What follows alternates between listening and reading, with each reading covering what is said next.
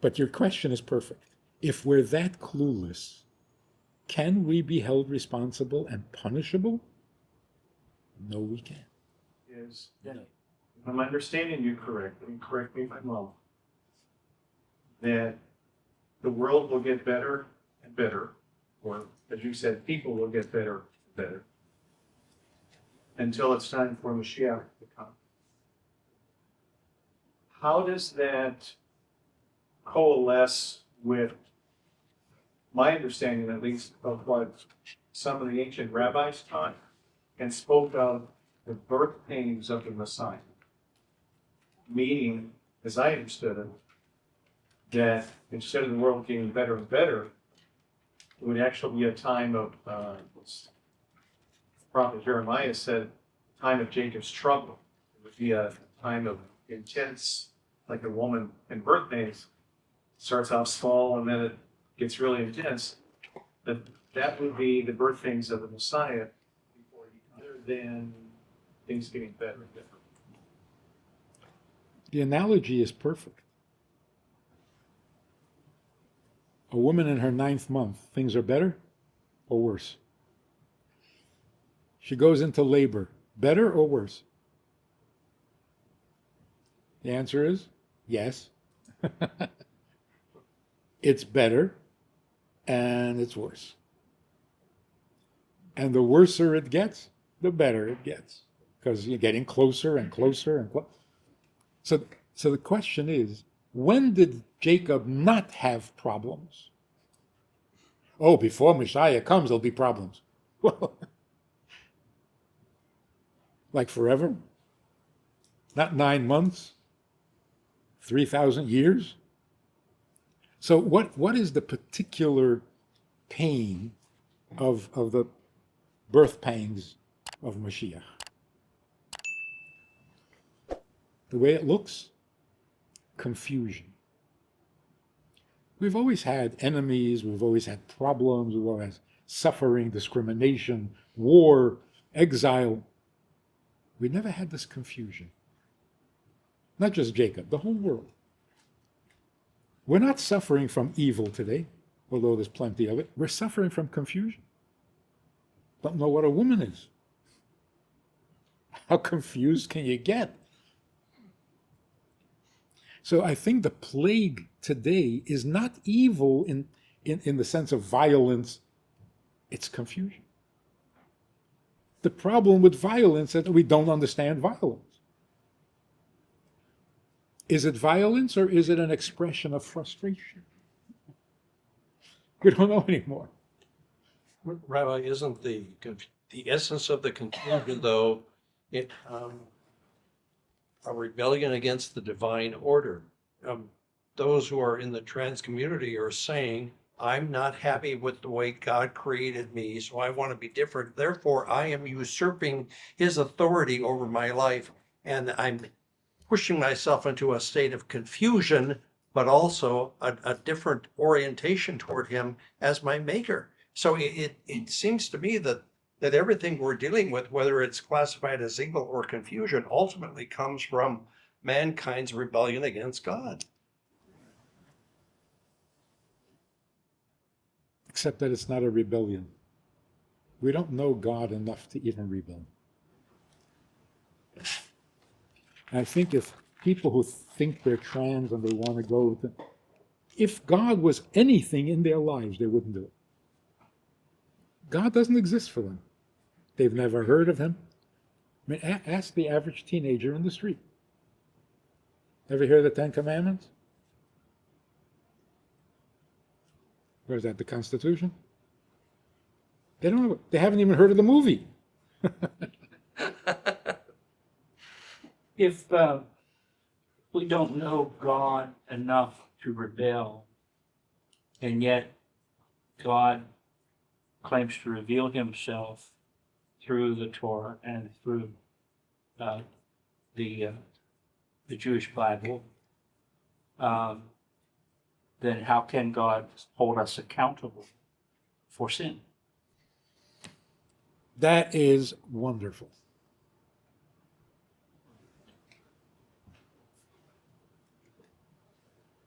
There were days like the Crusades where religion was so intense and the devotion to God was so intense, it led to violence.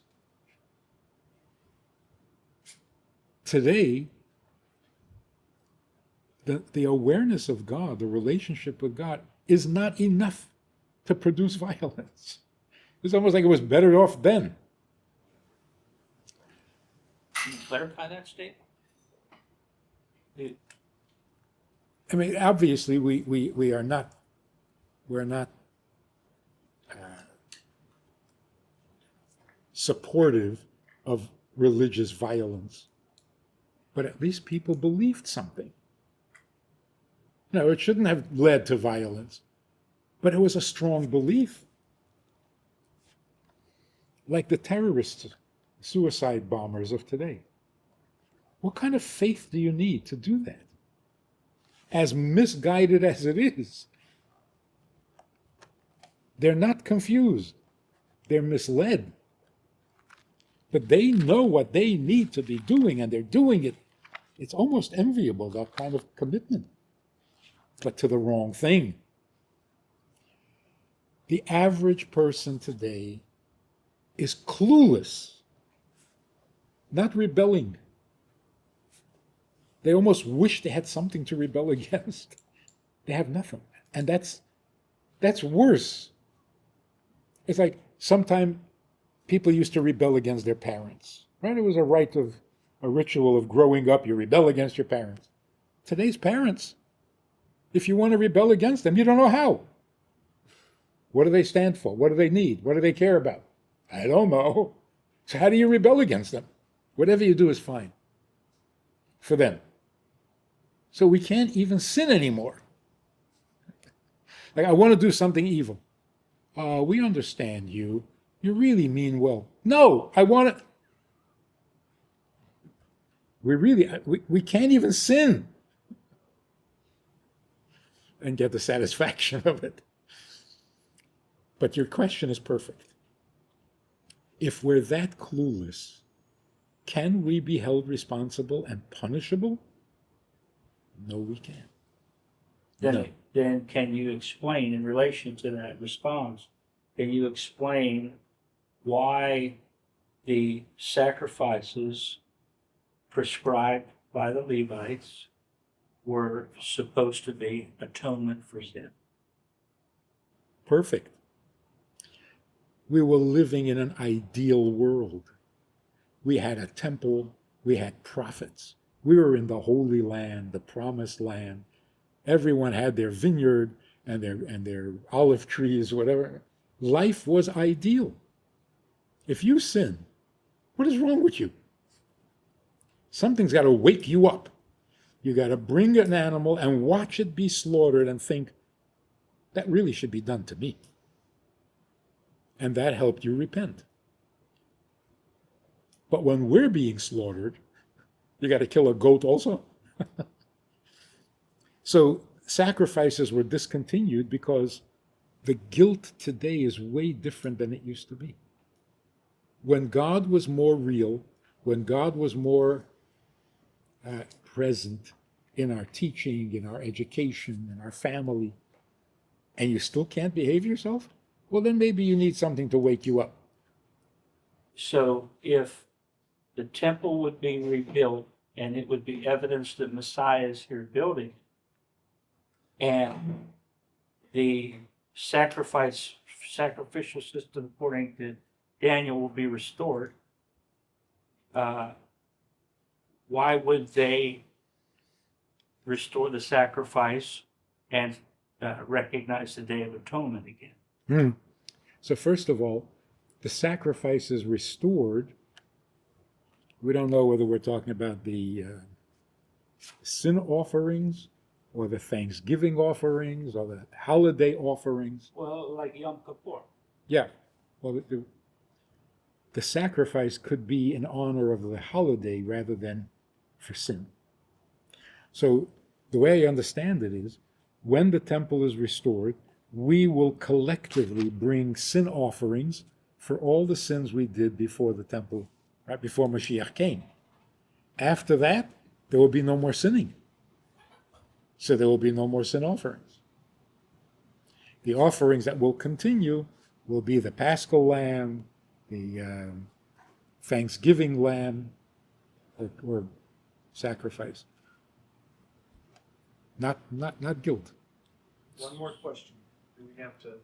No, but let me get to finish the answer. Okay.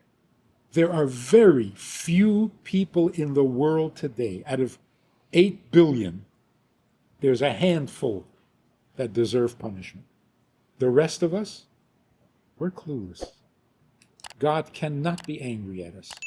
Can't. And he certainly isn't going to punish us. Because he is a judge, not a monster. And when he judges us, he will find us helplessly innocent. Because we have no clue.